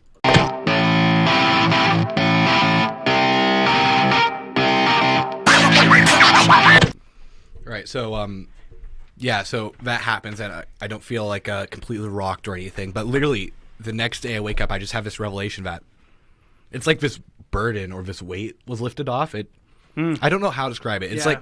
No, I know what you're saying. Well, like, the best way I can explain it where it makes sense is, like, I kind of feel like the sun was, like, in me. I don't know how to make sense. Like, little, like, just this bright light. It was kind of weird. That's, like, there's this new joy, this new happiness. I didn't feel dead anymore. Wow. Yeah. So I was like, and that's, like, literally all that happened, but that was, like, enough for me to get serious about, and I'd been more serious than, like, most junior high school kids would be Totally. about relationship with God. Like, I used to down myself because, like, oh, I never read the Bible or thing. I'm like, wait a second. I did that every night. But that happens. I start, like, all I'm doing when I'm at home is, like, studying. I'm reading the Word. I had this new desire to serve, to clean the house, which helped out really well because we were at, like, the end of the court case, and we had to have this guy come to our house to, like, see if we were in good living condition. So literally, like, one day I'm just joyfully, like, mopping the floor, like, life is perfect. So, dude, only God. Like, how Yeah. crazy. Like, that's so weird. Yeah. I have had the same thing. That's so cool. Yeah, the 16-year-old kids don't like to clean. Apparently, I did don't for, just get it. and it was for 1 week too. It was like, and my room's gonna be a mess forever. Sweet. That's awesome. But yeah, so that happens. The guy comes. He's like, "Oh, you're in good living condition. You guys are fine." We like what, a month later, my mom gets actual custody. You know, we're legally allowed to stay at my mom's full time, which was great for us. We it was such a burden lifted off of us because we just got so used to living in the constant, oh, we might have to go back to our dad's one day, like we might not be able to stay here all the time. And it was just such a freedom, and it was so good for my siblings especially because they're 2 and 4 years younger than me, but that's a big difference when it's like you're 16 and they're 12. So it was so much better for them, and they still have issues and all that, but they could cope a lot better. They could deal with things a lot better. They felt much safer at my mom's house. So that was just God moving in such a miraculous way, weaving together everything. Wow. Then that junior year, I get into madrigals, which at Caldwell High School, that's the top choir. Yeah, so I can kind of sing. My favorite thing about That's Stone, awesome. you can sing, and often we're next to each other, and I like to, like, sing with him. But you should see this guy worship. You should. So he, obviously was quiet, never really heard him, like, talking in the group, but we would start, like, doing worship, and kids would be nervous. Like, a lot of times junior high school kids are just standing there. Stone is just hands up, like, singing with his whole heart. Like, he just comes alive during worship, and is like, whoa. Ever since I've been at this church, I've always known you for that. Like, specifically. Well, and that's like what everyone at church knows me for. That's what they always like, and I love the way you worship. Like, thank you. This is the 20th time I've heard that today.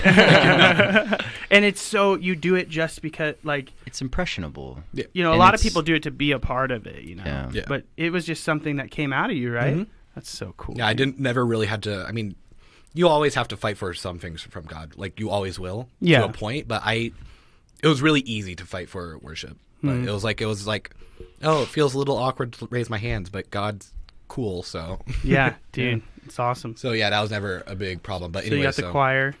I'm in choir, so I had more, more influence because I was top choir or whatever. And a big thing for me was I was never confident really in my, like, ability, but I somehow made it, so I obviously must be somewhat good, right? Yeah. So that happens, and I'm like, hey, so I'm all in it for God. I'm gonna, like, invite everyone to church, and I actually did invite some people, but I started talking more, and everyone freaked out because they didn't know I could talk. It was a surprise to them that I could actually speak and that I was funny, I think. Yeah, and yeah. But so, I'm talking to them, and none of the guys I invited from that time are still going to Capitol, but I know I planted, like, such a seed then. And, like, there's even some guys that, like, I invited youth group once who absolutely hated it. He hated it with his entire being, and yet you still know God moves in that. He still planted a seed. But, so I invited some kids. No one, like, came hardcore, and that year I was really just focused on being more outgoing and more friendly. I made some good friends. I'm still friends with some of these people, and normally that doesn't happen nowadays with high school. Mm-hmm.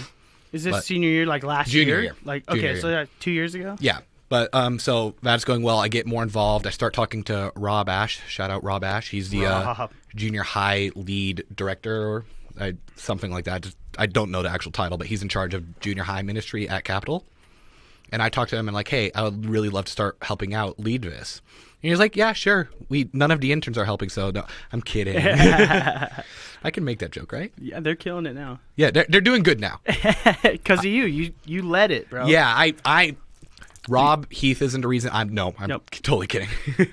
I was terrible. Anyways, so I start getting involved, and by the way, that's kind of the secret to staying in church. Make sure you're serving. It's it makes it so you own it more. That's free. That's some wisdom for you. That's good preaching, Pastor. What? Huh? Prophetic? What? All right. Prophetic who? I'm a prophet. Keep Sounds going. awesome. Keep What? going. Okay. Anyway, so I do that. Junior year is a great year. I'm still like growing in a lot of things. I'm learning to understand like to be more confident in who I am, who God's called me to be, all that. Working on my gifts, getting more dived into the Word, just being on fire, really. That summer camp, I invite. I was weirdly, I wasn't hardly friends with anyone in my class. It was always like a grade under me. So, and that helped me with because you always look up people who are older than you unless they're parked. No, I'm kidding.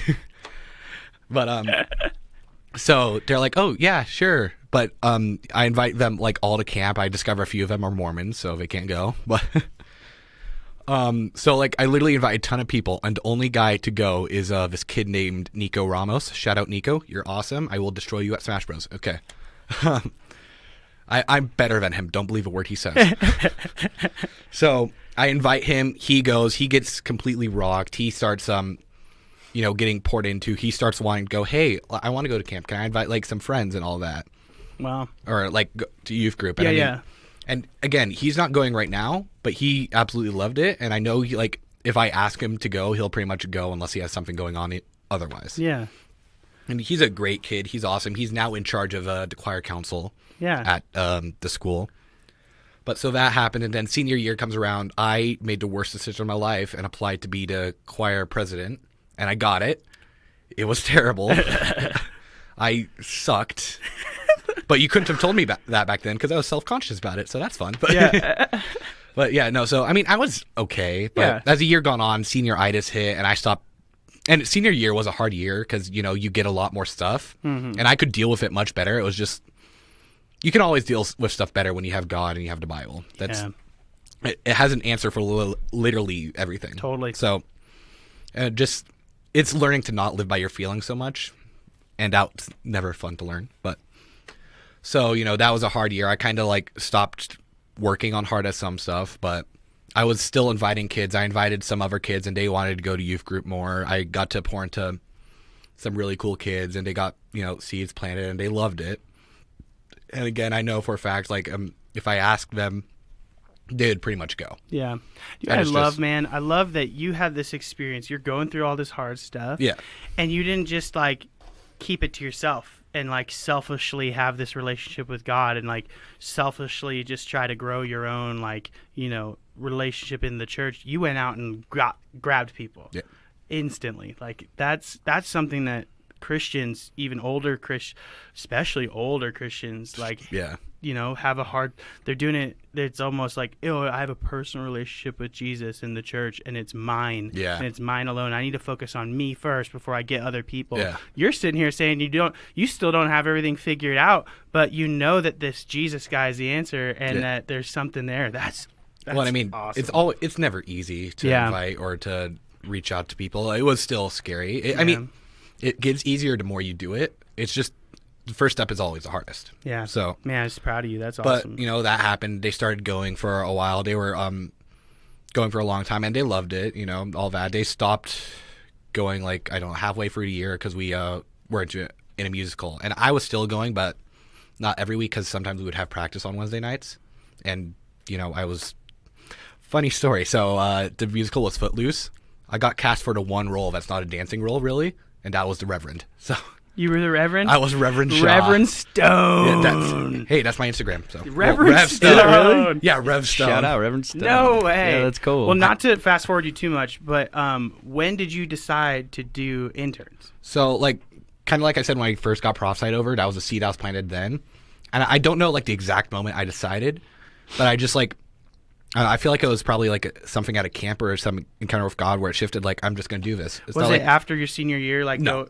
So before so my that? entire senior year, I was before that. I just don't know when. But my entire senior year, my mom's like, okay, you got to apply to this college. And I'm like, sure. You knew you were doing interns? I knew I was doing interns. Wow. I wasn't going to, being completely honest, unless God tells me to go to college, I'm not paying that much money for that. Yeah, it's a lot of money. It is. It's not worth it. Anyways, go to college, kids.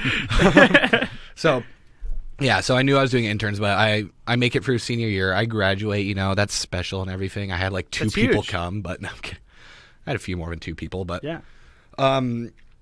so that happened, and then that summer, for whatever reason, it just got kind of harder again, and it was because I was searching for that encounter, you know, or like the heavens open up and you're seeing angels in glory, and you're just crying like, "Oh, God loves me." Okay, so that happens. Summer camp rolls around, and I'm again in the same cabin with same guys, pretty much, because they're all really solid guys. They're awesome. I think it was like DT's last summer camp leading, if I'm correct. Or wait, no, I wasn't in the same cabin. Let's pretend you Yeah, were. let's pretend For the story. Yeah, but I'm in the same cabin, and you know, so was I in the same cabin? This is gonna bug me now. Was I? You're at camp. I'm at camp. That's the important part. I'm at camp. You know, go to camp. So that happens. I start telling them that you know, I'm just not getting this encounter. I need this encounter to be a good Christian, whereas I was doing everything anyways. Yeah. It's like I was just so caught up in like, oh, I haven't seen the heavens open up for me. And again, it happens for different ways for different people. So I have, but I didn't realize it. Wow. But, you know, so that happened, and they're like, oh, it's going to happen for you. This is going to be good camp. It never happens. It never happens. I get prayed over and prophesied a bunch. I like, because for some reason I feel like I needed it so much. I'm like, it's just hurting. I'm crying at, like, again, during camp at the altar. All my friends are praying for me. They're worried because they think I'm like, if this doesn't happen, I'm going to walk away, which I wasn't, but because, you know, it didn't happen. I'm still here. But Yeah. so that happened, and then intern signups happen. I sign up. I somehow make it in. I don't know why they let me in. I'm a nerd. Anyways, so I'm let in. We have interns retreat, which is amazing. It's always great. Like what? It was one night or 2 nights. Pastor We were Ken there, was 2 nights. second night. It's just all the interns. What, we had 50 start? Yeah, we had about 50. Yeah, it's 50 we have college fewer kids now, but paying $2,000 a year so much money. for That's 9 insane. months, It $200 is. bucks. So Stone just switched over to do facilities, which I've been doing. So if I wouldn't have been cleaning the church this whole year, I wouldn't have been able to do it. I wouldn't have been able to afford Yeah. it. And yeah, it's just it's that powerful that Yeah. kids change their major, kids take a year off school, Yeah. people quit their jobs. Like, you get so rocked at camp, or, you know, kids had been feeling like they were supposed to do it for years. And, you know, you just go through this crazy 9 months of ups and Yeah. downs and roller coasters. How's the last 5 months been for you? Last 5 months. It's been crazy. I know, like, the intern's slogan used to be like "further, farther, faster," right? Mm-hmm. Something like that, and that's literally what it is. Interns is like, it's 9 months or 2 years, depending on what you do, set aside to just grow closer to God. That's literally what it is. Yeah. It makes it so, like, you set aside specific time to do that, which and sometimes I know I'm guilty of this. It's hard to do that in daily life. It really can be. Mm-hmm. But so, like, it just makes you grow. You, like, a lot of things get ripped out of you. Like, I don't know, I was a lot more anxious at the beginning of interns. I was a lot more depressed. You know, I was like, at the beginning of interns, I like saw myself as a complete child. Like, wasn't a man. I couldn't be a man or anything like that. And just as time goes on, God keeps changing things. I'm doing things now that I never expected, like a podcast. That's kind of crazy. And you're killing it. Yeah. Thank you. Yeah. That's the hope, at least. You're doing a good job. I know. We would tell you if you sucked. Yeah. Yeah, we're pretty blunt here. Mm-hmm. I tell people they suck all the time if they suck. Sweet. Yeah, just because it's a confidence builder. I don't know why, but that scares me. It took me 4 times to believe, Tim, that I was actually like doing well on the podcast. Like, we didn't even publish like 1 or 2 of them. I kept asking you all the time, like, Tim, like, you know, like, did I sound okay? Am I okay? You're like, dude, this is awesome. Yeah, it's Dude, great. Shut up. You're doing good. Totally. Yeah. No, all I know is I am going to cringe when I listen to this later. It's Maybe unavoidable. You might. You probably actually. I think you're going to be blown just away. because it's me, though. I know. It'll be good for like, you, though, Stone. I think even in this setting, you know, I feel like you've never had an opportunity to tell your testimony to this degree. No, I've never had I've had like an interns retreat. You tell your testimony. That's what you do. Yeah. And can I say this? It's technically a secret. Careful. So at some organization, at some place, something they do so that the group can get closer to each other is that at the end of the night, you all stay over at said place, right? And you just share your story. So my first year, I was still really timid. Mm-hmm. I did this for a few years, right? My first year, I was really timid, so I said 5 sentences and left to go. And obviously, as you can tell, that was a lot shorter than this. Yeah. So I got nothing out. So that bugged me for an entire year. So next year I did it. I spent 2.5 hours doing it. Everyone got so annoyed with me. They said I needed to hurry up. So now now never people to are this going to be capacity. downloading this and like wanting to hear it, re-listening to it. Like that's powerful, man. It's crazy how God works. But anyway, so I'm almost done. But so at the interns retreat, there it is. Okay, so at the interns retreat, what happened was God completely told me, "Hey, you don't need that encounter, buddy." He said it, less blunt. That's how he talks to me, bro. He's like, buddy, like Pastor Tracy always says. Oh, yeah. Buddy, come on, you don't need that. And like he's promised that I know for a fact that someday it will happen. Yeah. Don't know when, don't know how, don't know where, don't know why. But it didn't happen there. He even before interns technically started, he started stripping stuff away. Yeah. And as time goes on, I've grown as a man. I've gotten more opportunities. I have a crazy thing. I get to do interns with Parker, who I guess we've never formally said this. He was one of my leaders when I was in junior high and high school. The worst leader ever. I never knew him, so I can't They say didn't that know for I sure. was But bad, yeah. but yeah. I never showed them, but Yeah. but Yeah, crazy. it is, and it's so crazy because we've gone along since the beginning of interns too. It was so crazy. We would just hug. I would always just see Stone. We'd hug. I didn't know more than half of this story. And Yeah, well, we were only allowed to share testimony for 5 minutes, so a lot of this is new to him. Yeah, I ruined that for us. My first year, we went an hour, and I told everything. I told way too much detail, and they didn't know how to stop me. I pretty much everything I've told on the podcast. Yeah. That's why I wasn't too worried about sharing it, because I've told everyone at church, and They I'm all know I'm like a terrible. kids leader. Most of the people that I told the story to hadn't heard it yet, and I had been in the church for a year. Yeah. And I'm like, I just got out of the psych ward. I was just telling them everything, and they're like, Sorry, what? what? Wow. They let you around kids? You were a sinner? What? Yeah, right. No, man, Stone, you just seeing you recently, with the junior high, and even just hearing what God has spoken into your life and what I feel in my spirit about you and your future and your faith. God has given you a faith to want an encounter, not get it, and have the faith to keep going after it. I've been through those seasons, and that's so encouraging to people, those who are listening that felt like, I can't believe in God until I know for sure he's real. Yeah. And that you're kind of missing it. The Bible does really explain how Jesus even says, man, kudos to those who believe And haven't seen yeah. me. The people didn't even believe him while he was on earth, performing miracles. Yeah. And we believe in this guy, 2,000 whatever years later. Something like that. I don't know. But it's so cool, man. Your faith is inspiring to me, and actually ups mine. And just your giftings. I feel like you have prophetic abilities to speak. I'd hope so, or everything I prayed at winter camp was just yeah. You rocked me, man. You just you nailed it, and you solidified. I was sitting there about ready to just get up and walk away because I was like, okay, God, I've gotten everything I needed. Like, I don't need anything else. I'm fully content. And here comes Stone, just like, you know what, Parker? You just like talked me up, encouraged me, made me feel good about myself. You have that ability to make people feel worthy, like they're worth something. Yeah, it's awesome.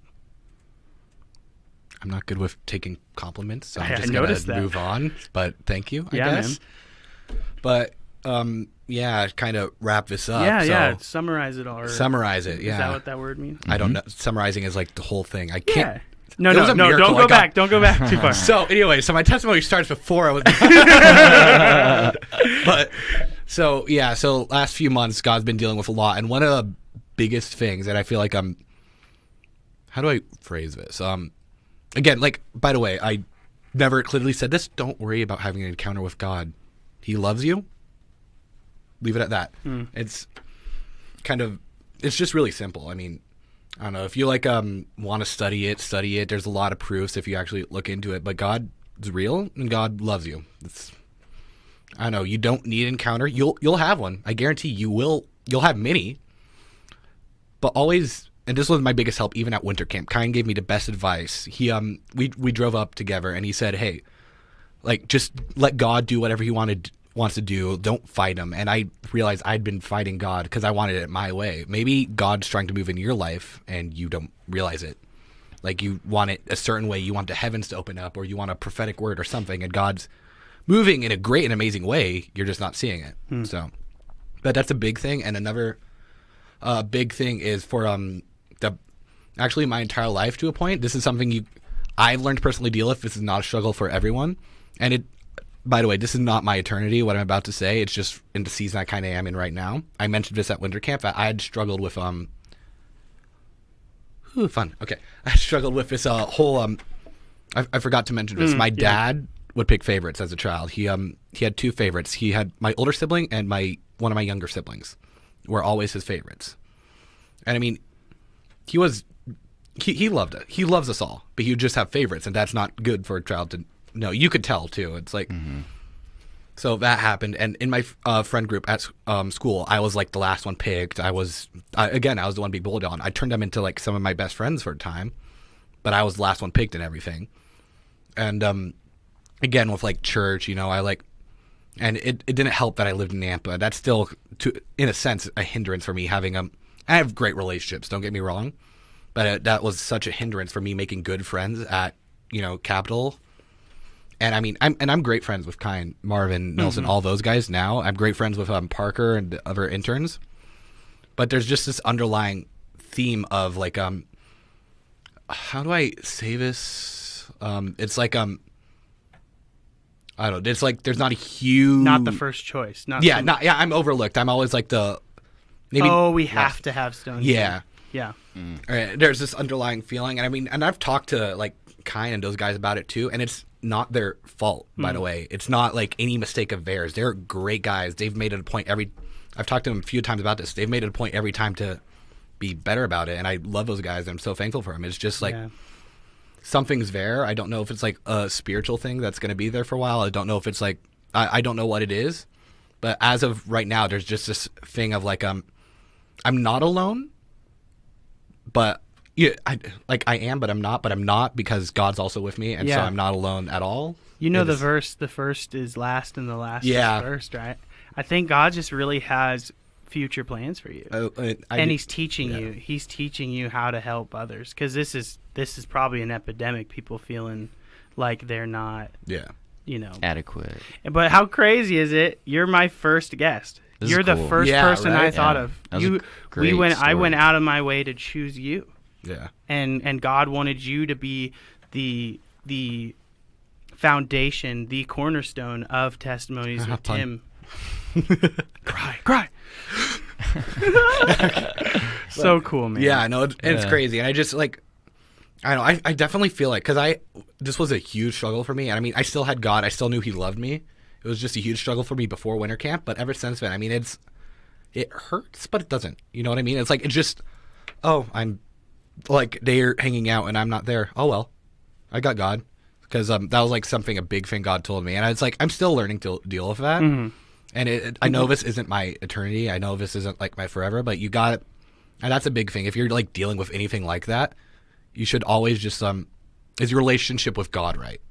You know, if you can't have the most important relationship in your right be healthy, how can you have any other relationship be healthy? Mm-hmm. And it's just, and I feel like I'm pretty good at, like, I've always treated God like he's my best friend. I'm learning to understand that he's more than that. And I've been learning that ever since intern started and even before that. But yeah, that father's love really stuck out to me first year. Yeah.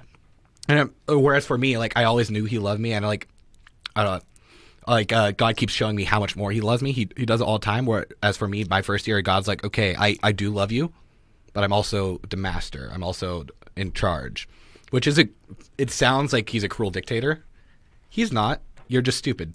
Trust me. No, God knows better than you do, even if you don't think so. So you just got to trust him and be obedient. There's some things even like now I feel like God's calling me to that are scary. This podcast was a bit, it's a scary thing. But, you know, God knows better than you. And if he calls you to it, he'll sustain you through it. So, but anyway, so, you know, at camp, I felt like a big thing was God telling me that, you know, why do I need other people's love when he already loves me and he's got me? And then that last night, we keep like referring to where I prayed over Parker. That was actually, I've kind of prophesied before, but that night, literally God did something so crazy and new that I never even thought I'd be able to do one day.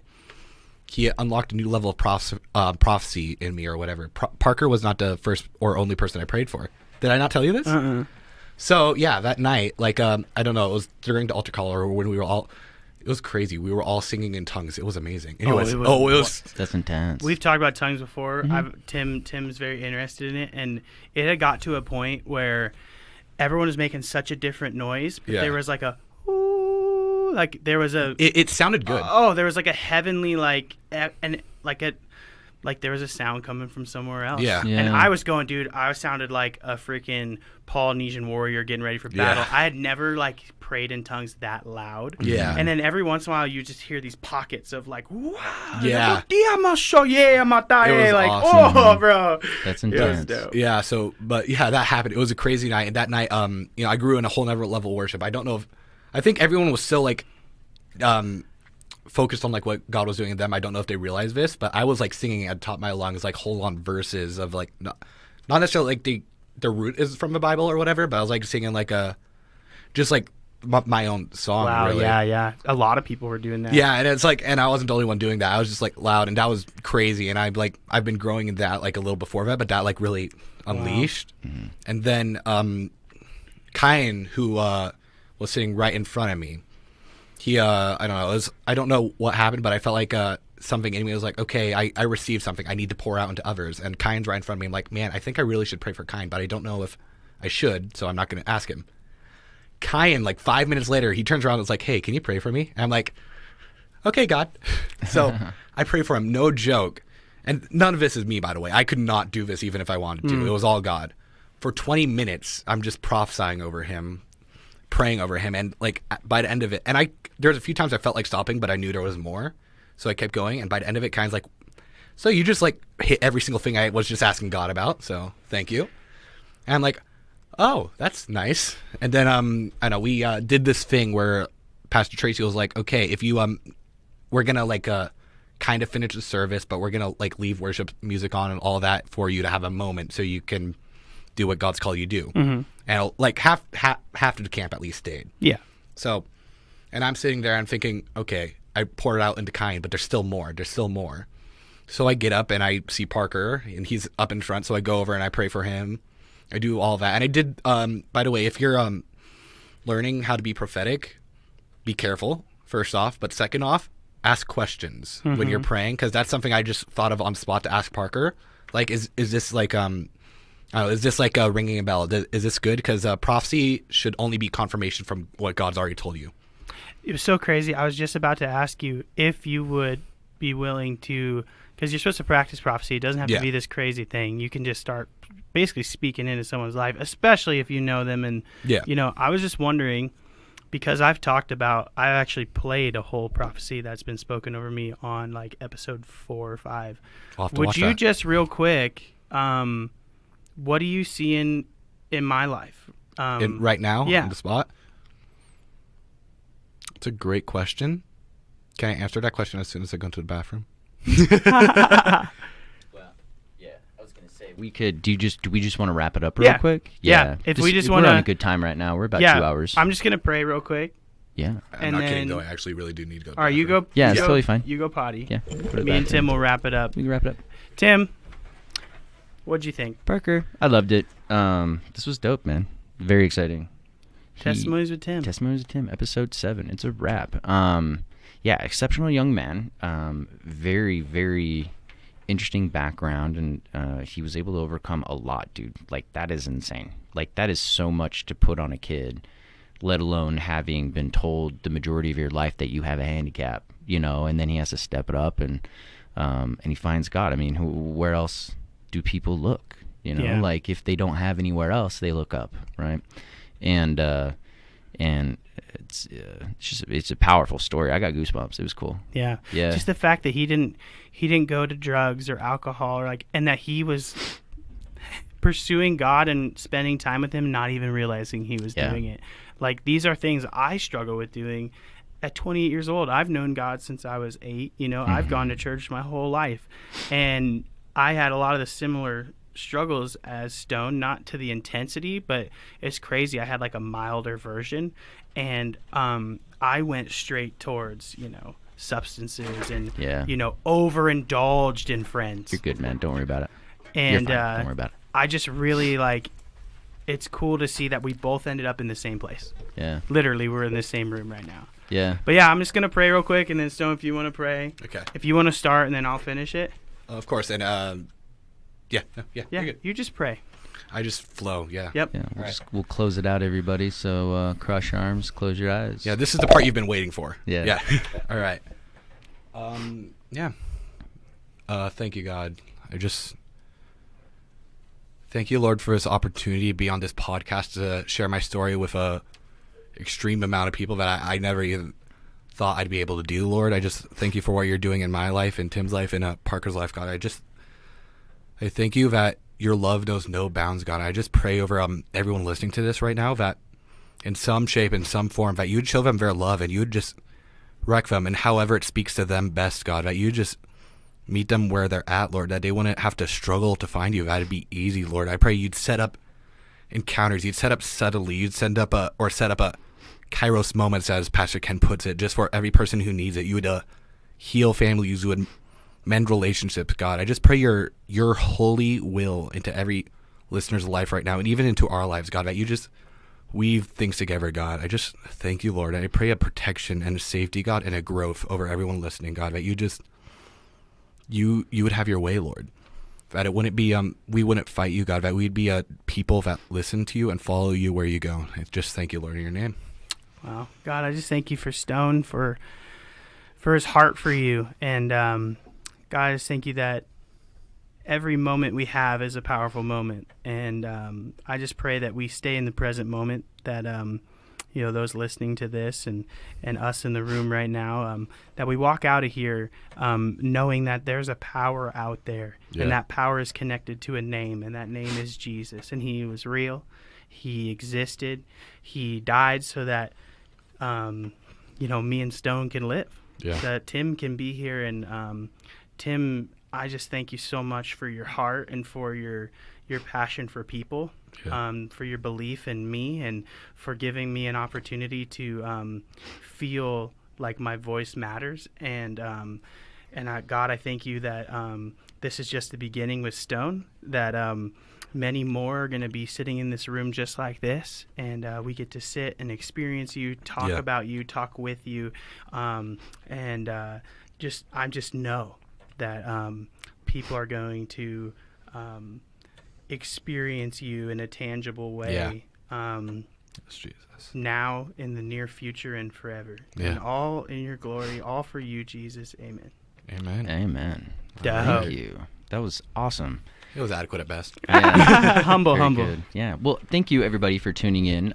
If you have questions, feel free to reach out to myself or Parker. Yep. Not Or me. go ahead and get Don't- Stone. Not me. No. Don't call Stone. Call Stone. Get a hold of me. Message me. I'll and- just be awkward about it. and then if you want to follow your church services, follow the church where Capital Church. Capital Church on Google, and 9 a.m., 11 a.m., and then we have a 5 p.m. downtown at the Linen Building, and we have a 7 p.m. at the Linen Building downtown, and that's for college age 20 to 30. Young adults. Cool. Yep. Awesome. Well, thanks for tuning in again, everybody, and thanks Yeah. for swinging by Stone and Parker for this awesome show. And everybody, if you want to get hooked up, stacked up, and jacked up, go to rhinorush.com. Ruff, ruff, ruff, ruff, Rhino! Whiff, whiff, whiff, whiff, Rhino Rush! Ephedra. Channel 9915, get you hooked up 15% off. Also swing by Jack's Nutrition. Jack's Nutrition out here on Eagle. They hook it up with the product that I own. We are Pro Edge Nutrition. They're doing a 2-for-1 deal. Whoa. 2 for $40 basically. So Dang, Oh, nice. that's yeah, it's a good legit. deal. Yeah. Yeah. Stuff's amazing. Good So pump. also swing by there, get stacked up and get jacked up. Anything else, guys? Man, you just be blessed and Yeah. have a shalom afternoon. I will. Stay cool.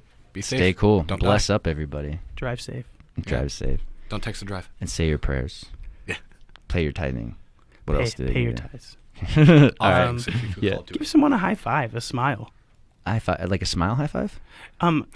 Use your smile to smash into their fist. Wait, that's That's I don't even know if that that's works. like a knuckles. Yeah. Yeah.